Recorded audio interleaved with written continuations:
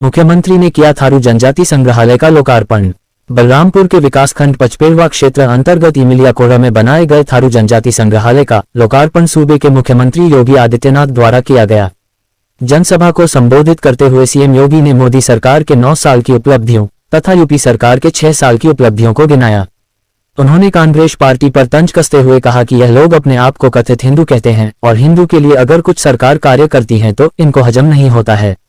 उन्होंने कहा कि प्रधानमंत्री नरेंद्र मोदी द्वारा हिंदू ग्रंथों तथा पुस्तकों का प्रकाशन करने वाली अग्रणी संस्था गीता प्रेस को सर्वोच्च सम्मान से सम्मानित करने की घोषणा के बाद कांग्रेस पार्टी उसे हजम नहीं कर पा रही है। यही है कांग्रेस का हिंदुत्व वाला चेहरा, जिसे अब जनता जवाब देगी। उन्होंने थारू जनजाति इतिहास पर भी प्रकाश डाला।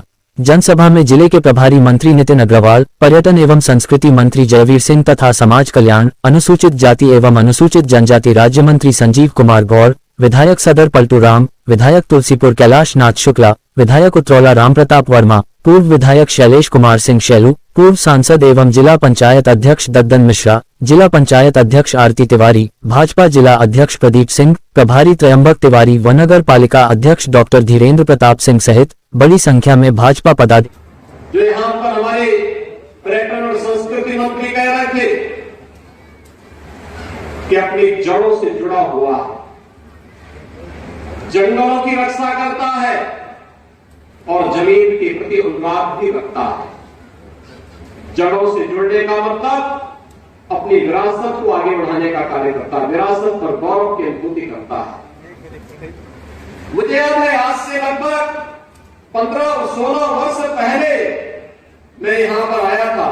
महाराणा प्रताप की मूर्ति के लोकार्पण कार्यक्रम के साथ वो आयोजन हुआ था और मुझे याद है उस समय यहां के समुदाय के लोगों ने किस गौरव के साथ कहा था कि हम तो मेवाड़ के महाराणा की वंशज परंपरा के हैं, जिन्होंने विदेशी आक्रांताओं का छक्का छुड़ाने के लिए महाराणा प्रताप की सेना के साथ जुड़कर के कार्य किया था।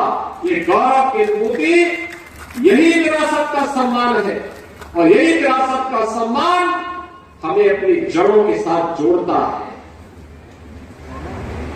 जिसको अपनी विरासत पर गौरव की अनुभूति नहीं होती, वो अपने जड़ों को भी मजबूत नहीं कर सकता है और अपनी धरती माता की पृथ्वी माता भूमि पुत्रोहम पृथ्व्या के इस भाव को भी कभी मजबूती प्रदान नहीं कर सकता है। जड़ों से जुड़ने का हमारे जनजातीय समुदाय का अपना अनुभव है, एक गौरवशाली उनका दीप है। तो जंगलों की रक्षा का भी दायित्व उन्होंने अपने कंधों पर उठाया। याद करिए, अगर पूरी दुनिया ने जंगलों को बचाने के संकल्प के साथ अपने आप को जोड़ा होता तो ग्लोबल वार्मिंग की जो चैलेंज आज जीव सृष्टि के सामने आ रही है, कहीं पर टेम्परेचर इतना गर्म हो जा रहा है कि लोगों का जीना हराम हो जा रहा है, कहीं पर इतना ठंडा हो जाता है कि वहां पर जीव जंतु सबके अस्तित्व के सामने संकट खड़ा होता दिखाई देता है। कहीं इतनी बरसात पड़ जाती है कि तब भी जीवन पूरी तरह से अस्त व्यस्त हो जाता है। इन सभी समस्याओं का समाधान अगर है, इन जंगलों की सुरक्षा में है, इनके पर्यावरण की तो हमारे जनजातीय समुदाय से जाकर के लोग सीखे किस आत्मीयता के साथ उन्होंने इस कार्यक्रम को आगे बढ़ाया और कैसे उन्होंने जंगलों की सुरक्षा के साथ अपने जीवन को लगा करके सैकड़ों हजारों वर्षों को उन्होंने गुजर बसर करके आज भी उसके साथ वही लगाव, वही आत्मीयता उनके मन में है। और भाइयों बहनों, जमीन के प्रति उनका अनुराग भी किसी से छुपा हुआ नहीं है। ये भारतीय मनीषा की ही देन है।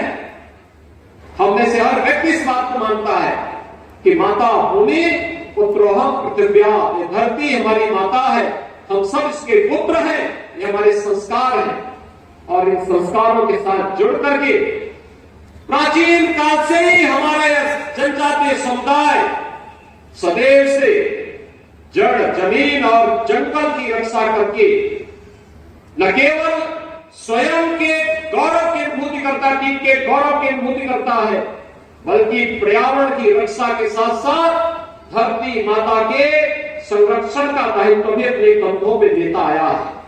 और इसीलिए देश के यशस्वी प्रधानमंत्री आदरणीय श्री नरेंद्र मोदी जी ने जनजातीय समुदाय के प्रति सम्मान का भाव व्यक्त करने के लिए 15 नवंबर की तिथि को जनजातीय दिवस के रूप में रखा है।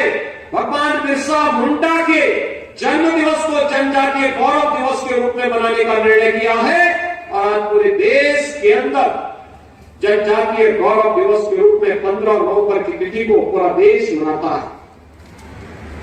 इस दिवस को मनाने के पीछे भी यही हेतु है कि जो गौरवशाली अतीत है, देश की महान स्वतंत्रता संग्राम सेनानी बनकर के विदेशी हुकूमत की चूल्हों पर हिलाने का कार्य हो या विदेशी आक्रांताओं का मुंहतोड़ जवाब देने के लिए किया गया उनका संघर्ष हो, उसका स्मरण किया जा सके, इसकी अनुभूति कराता है 15 नवंबर को जनजातीय गौरव दिवस। भगवान बिरसा मुंडा ने भी तो अपना जीवन इसी के लिए समर्पित किया था। थारू समुदाय के लोगों ने महाराणा प्रताप के सेना का हिस्सा बनकर के विदेशी हुकूमत को भारत की धरती से खदेड़ने के लिए और अंतिम दम तक लड़ने के, धरती माता की रक्षा करने, उन किसी भी प्रकार के आक्रांताओं को भारत की धरती पर बर्दाश्त नहीं करेंगे, इस संकल्प के साथ महाराणा की सेना के साथ चल करके लड़ करके बहुत कुछ है कहने के लिए, बहुत कुछ है कहने के लिए। एक और वैश्विक मंच पर बढ़ रहा भारत का सम्मान। अभी परसों 21 जून को हम योग दिवस का आयोजन करेंगे, अंतर्राष्ट्रीय योग दिवस। दुनिया के लगभग 200 देश अंतर्राष्ट्रीय योग दिवस के साथ जुड़ेंगे। भारत की ऋषि परंपरा के प्रति कृतज्ञता ज्ञापित करेंगे। शरीर और मन से कैसे व्यक्ति स्वस्थ रह सकता है, इसकी आप एहसास भी करेंगे, योग के साथ जुड़कर उसका एहसास भी करेंगे। भाइयों बहनों, एकता विरासत को सम्मान देने का एक कार्यक्रम प्रयागराज कुंभ को आपने देखा होगा। दुनिया के मूर्त सांस्कृतिक धरोहर के रूप में कुंभ को मान्यता देना, ये भी प्रधानमंत्री जी के कारण हुआ। भारत की सांस्कृतिक और आध्यात्मिक धरोहर को वैश्विक मान्यता मिल रही है। विश्व में भारत का सम्मान बढ़ रहा है।